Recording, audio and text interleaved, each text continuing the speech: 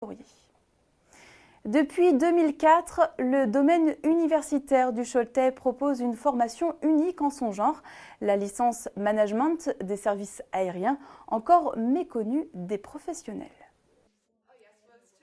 Un cours dans la langue de Shakespeare, tout ce qu'il y a de plus traditionnel, excepté qu'ici les étudiants composent avec des termes résolument techniques.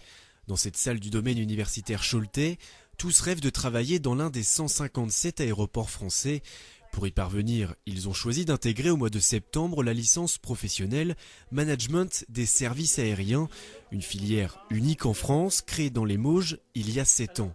Au terme de son cursus dans un IUT de gestion des entreprises et des administrations, Aurore s'est spécialisée cette année avec un objectif bien précis. J'ai commencé à bien réfléchir sur mon projet professionnel et à décider que j'avais vraiment envie de travailler dans le secteur aérien. Ça reste très vaste puisqu'on peut travailler autant dans l'aéroport au sol, au contact des passagers.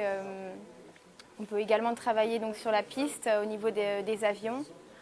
On peut travailler vraiment au niveau de l'administratif, donc au marketing, dans un service commercial. Donc ça reste vraiment très très vaste. La licence est née d'une idée simple, proposer des formations rares afin d'attirer de nouveaux étudiants dans le Choletais et ainsi de stopper l'exode vers les grands campus. Management des services aériens, la filière a des arguments indéniables. Néanmoins, demeure un problème de taille. Le premier aéroport international se situe à Nantes, à plus de 70 km. Au début, nous pensions effectivement que ça allait être un handicap.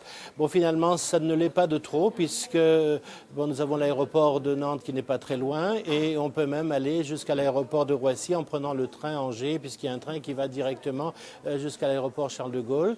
Et finalement, les formateurs qui évidemment pour la plupart ne vivent pas dans la région choletaise nous viennent de Paris, nous viennent de Toulouse et ils font le déplacement sans trop de difficultés puisque nous avons enfin assisté à un réseau routier extrêmement bon et un réseau ferroviaire également. Cette licence professionnelle, unique en son genre, peine pourtant à être reconnue par les professionnels. Le bouche à oreille fonctionne, mais il faudra encore quelques années avant de bénéficier d'un véritable rayonnement. Dans un secteur touché de plein fouet par la crise économique, ce relatif anonymat est vu comme un avantage par certains étudiants. Guillaume, ancien agent de trafic à l'aéroport de Brest, a fait les frais dans le passé d'un plan de restructuration. Il connaît donc le milieu et ses exigences en matière d'emploi. La licence mérite d'être connue, mais le problème c'est que si on envoie plusieurs personnes dans le domaine de l'aérien par des promotions de 50 ou 100, la plupart vont se retrouver au chômage puisque au niveau de l'aérien, les emplois ne se créent pas comme ils peuvent se créer dans d'autres domaines. Donc vaut mieux marcher par petites promotions et que les gens ont l'avantage après de poursuivre dans le milieu professionnel par un emploi en CDI. L'an passé, selon les chiffres officiels, 80% des étudiants ont décroché un CDD à l'issue de leur stage de fin d'année.